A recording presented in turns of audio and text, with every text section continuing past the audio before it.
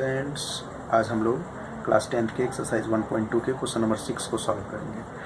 इसमें कुछ नंबर्स दिए हुए हैं और पूछा जा रहा है कि ये नंबर जो है वो कंपोजिट नंबर क्यों है।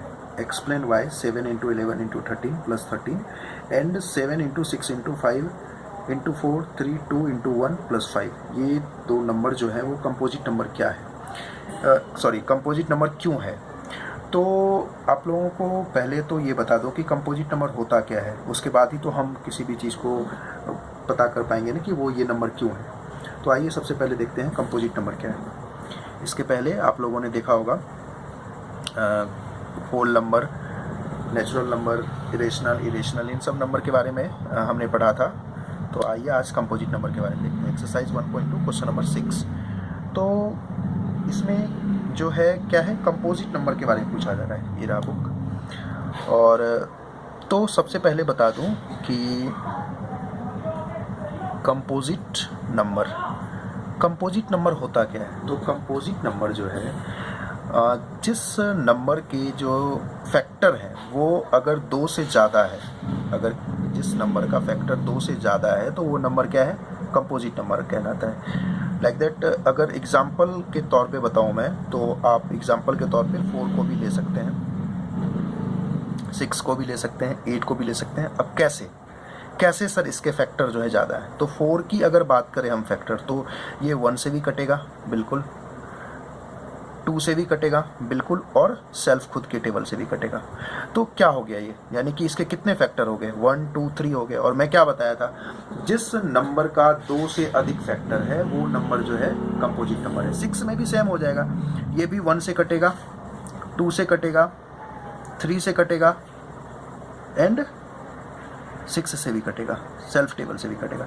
8 का भी सेम हो जाएगा, 1 से कटेगा, 2 से कटेगा, 4 से कटेगा एंड सेल्फ खुद के टेबल से कटेगा। तो ये सारे नंबर क्या है, कंपोजिट नंबर है।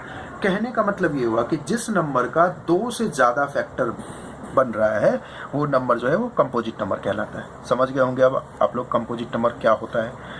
तो जो बुक में क्वेश्चन दिया हुआ है कि ये नंबर दिए हुए हैं और इन नंबर के बारे में आप लोगों को बताना है कि ये कंपोजिट नंबर क्यों है। तो एक तरीके से तो आप इसको सॉल्व करके इसके फैक्टर को निकाल के भी देख सकते हो कि इसके जो है 2 से ज़्यादा फैक्टर है कि नहीं। अगर 2 से ज़्यादा फैक्टर होगा मतलब कि ये कंपोजिट नंबर होगा। सॉल्व करने का मतलब ये हुआ कि 7 को 11 से मल्टीप्लाई करेंगे, 13 से मल्टीप्लाई करेंगे, जितना आएगा उसमें 13 ऐड करके उसके फैक्टर को, जैसे हम प्रीवियस चैप्टर में या इस चैप्टर में भी इन सबको जैसे सॉल्व किए थे, फैक्टर निकालेंगे। उसके बाद क्या देखेंगे, अगर 2 से ज़्यादा फैक्टर हो रहा है मतलब कि वो कंपोजिट नंबर है। तो उस तरीके से नहीं, हम उसमें थोड़ा टाइम लग जाएगा ज़्यादा और लेंथी भी हो जाएगा, तो थोड़ा सा आसान तरीके से बनाते हैं। तो सबसे पहले इस नंबर को लिख लेते हैं। क्या है नंबर, है आपके पास 7 × 11 × 13 + 13, ठीक है, ये नंबर है। तो इस नंबर को पहले बताना है। पहले एक नंबर ले लेते हैं, उसके बाद में हम उठाएंगे दूसरे नंबर, ठीक है। तो इस नंबर की अगर हम बात करें कि ये कंपोजिट नंबर है कि नहीं है तो क्यों कंपोजिट नंबर है। तो आपको सबसे पहले इसमें हम क्या करेंगे कि कॉमन ले लेते हैं। आपको बता दें कि कॉमन उस कंडीशन में लिया जाता है जबकि 2 नंबर आपस में प्लस या माइनस के साथ में हो। जैसे कि ये एक अलग हो गया, बीच में प्लस है, उसके बाद 13 है, अगर यहाँ पे -13 रहता है तो इस तरीके से प्लस या माइनस के कंडीशन में क्या होता है। और अगर सेम नंबर आपको दिखे, यानी कि अगर 11 प्लस के इधर भी रहता तो 11 कॉमन आ जाता, अगर 7 प्लस के इधर रहता तो 7 कॉमन आ जाता। जैसे कि प्लस के इधर 13 है दिख रहा है ना, और इधर भी 13 दिख रहा है आपको, तो हम क्या कर सकते हैं, इस कंडीशन में 13 को कॉमन ले सकते हैं। तो आइए हम पहले 13 को कॉमन ले लेते हैं। तो 13 को कॉमन लेंगे तो 7 × 11 × 13 कॉमन ले लिए हैं तो 1, ठीक है, +1, इस तरीके से लिख सकते हैं। तो कितना हो गया, सॉल्व कीजिए इसको। 13 × 77 + 1, तो 13 × 78। इन दोनों के बीच में मल्टीप्लाई का रिलेशन है, ये तो पता होगा आपको। तो अब क्या है कि हम यहाँ पर भी इसको कंपोजिट नंबर बता सकते हैं कि ये कंपोजिट नंबर है। कैसे, क्योंकि सबसे पहले अगर देखा जाए तो क्या है, यहाँ पे 13 है, 13 के बाद 78 है। और आपको बता दें कि अगर किसी भी नंबर में मतलब कि 1 तो होता ही है ना, 1 से तो सभी टेबल कटता है, सभी नंबर कटता है, तो एक तो 1 भी इसमें हो जाएगा ना, यानी कि 3 हो गया। और मैं बताया था अगर 2 से ज़्यादा है दैट मीन्स कि वो कंपोजिट नंबर है।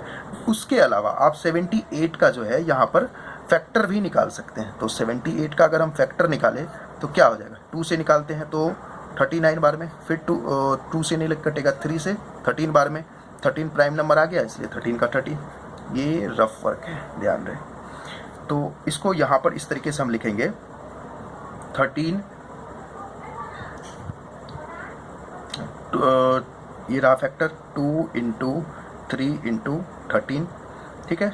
1 भी है तो चलिए 1 भी कर लेते हैं, नहीं भी लिखेगा तो चलेगा।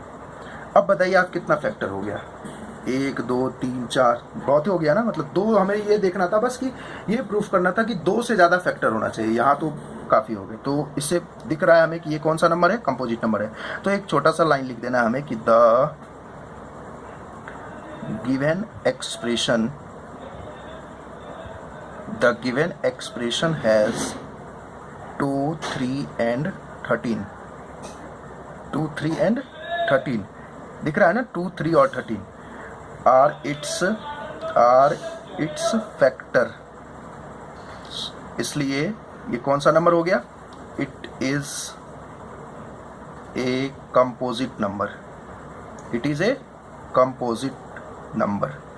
ओके, 1 भी है इसके फैक्टर में, लेकिन 1 तो सबका फैक्टर होता है, किसी भी 1 से तो सारे ही टेबल करते हैं, तो उसको लिखना जरूरी नहीं है, ठीक है। आइए हम दूसरे एक्सप्रेशन को अब उठाते हैं। दूसरा एक्सप्रेशन क्या है हमारा, 7 into 6 into 5 into 4 into 3 into 2 into 1 plus 1, ठीक है। तो उसी तरीके से इसमें भी हम देखेंगे कॉमन क्या है। सबसे पहले कॉमन ले लेते हैं, तो कॉमन क्या है इसमें, सॉरी एक मिनट, क्वेश्चन को दोबारा से एक बार रीचेक कर ले क्या है। क्वेश्चन 7 कहाँ गया, ये रहा, 7 6 5 4 3 2 इंटू 1 सॉरी 5 है यहाँ पे, ठीक है ना। ये मेरा क्वेश्चन है, ठीक है। आइए बुक साइड में रखते हैं। अब हम उसी तरीके से जैसे कि प्रीवियस पहले वाले एक्सप्रेशन में देखे थे कॉमन क्या है, तो इसमें भी पहले हम क्या करेंगे, कॉमन देख लेंगे। तो कॉमन ये रहा मेरा प्लस, मैं क्या बताया था, प्लस या माइनस से अगर कोई नंबर जुड़ा हुआ है और सेम नंबर दिख रहा है दोनों साइड में, इधर भी और इधर भी, तो हम उस नंबर को कॉमन ले सकते हैं। तो कुछ दिख रहा है क्या, जी सर इधर भी 5 है एंड इसमें भी यहाँ भी 5 दिख रहा है, तो 5 कॉमन आ जाएगा क्या, बिल्कुल आ जाएगा। तो आइए कॉमन ले लेते हैं 5 को। तो 5 को कॉमन लेंगे तो 7 इंटू 6 इंटू 5 चला गया, कॉमन है तो 1 into 4 into 3 into 2 into 1 plus 1, कोई दिक्कत यहाँ तक में। चलिए आइए इसको फटाफट सॉल्व कर लेते हैं हम। 7 6 जा 42, 42 1 जा 42, 42 4 जा, रफ वर्क को कंटिन्यू करना है यहाँ। 42 4 जा 4 2 जा 8 68 168, 3 जा 8 3 जा 24 4 3 6 जा 18 4 22 का 2 बाकी 2 3 1 जा 3 2 3 2 5 2 जा 4 4 10, ठीक है। 10 वापस से एक बार मल्टीप्लाई करके एक बार क्रॉस चेक कर लेते हैं। 7 6 जा 42, 42 1 जा 42, 42 4 जा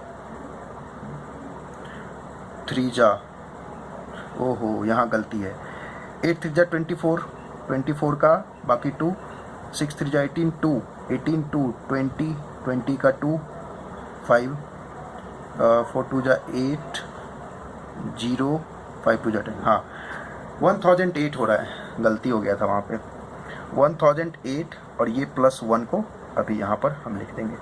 अब इसको जोड़ देते हैं, 5 इंटू 1000 क्या हो गया 9। अब यहाँ पर क्या है कि ये भी प्राइम नंबर है और ये भी प्राइम नंबर है ना, ये भी प्राइम नंबर है और ये भी प्राइम नंबर है, तो कैसे 2 ही फैक्टर हुआ। और मैं क्या बताया था, कंपोजिट नंबर का 2 से ज़्यादा फैक्टर होना चाहिए।